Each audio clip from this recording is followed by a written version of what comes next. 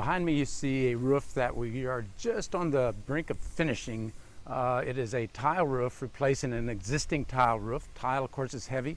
If you don't have the structure for it, it is problematic to try to do a new tile. There's a lot of options that you can do in place of real tile. This is a concrete tile and weighs about 1,100 pounds per square. That's pretty heavy. It's a lot of weight, 10 pounds per tile, I believe it is.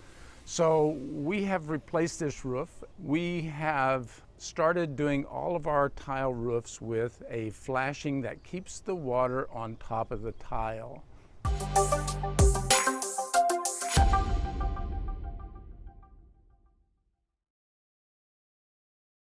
One of my pet peeves is how much water that tile projects allow to run beneath the tile.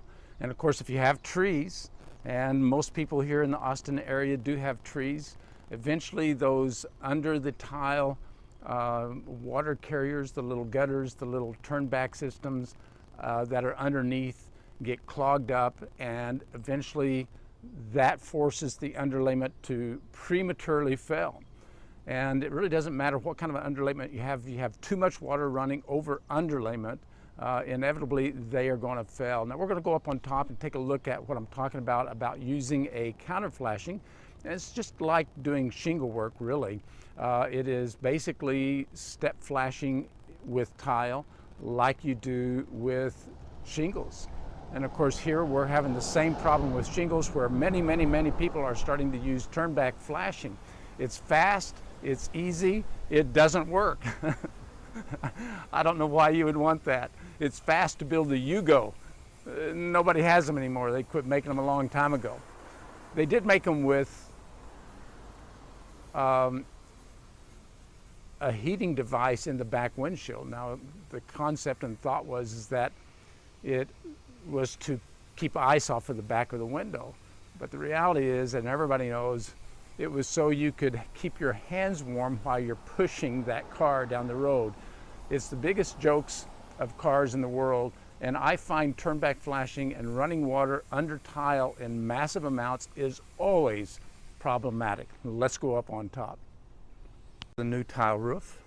You can see there's a two-story, partial two-story, and then here we are on the wall adjacent to the two-story. And you can see we've used a step flashing on the tiles to keep the water on top of the tile. And that is what I'm talking about. You literally bring the water back out on top, just like you should with any kind of roofing. Don't let it run down behind.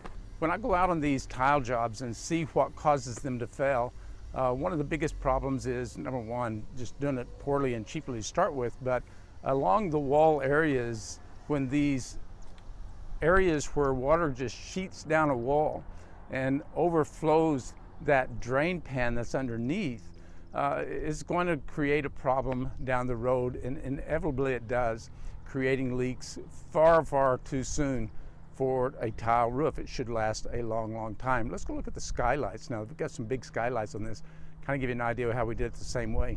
So here are three large skylights. As you see on the sides here, you actually see the step flashing that bring the water out on top of the tile.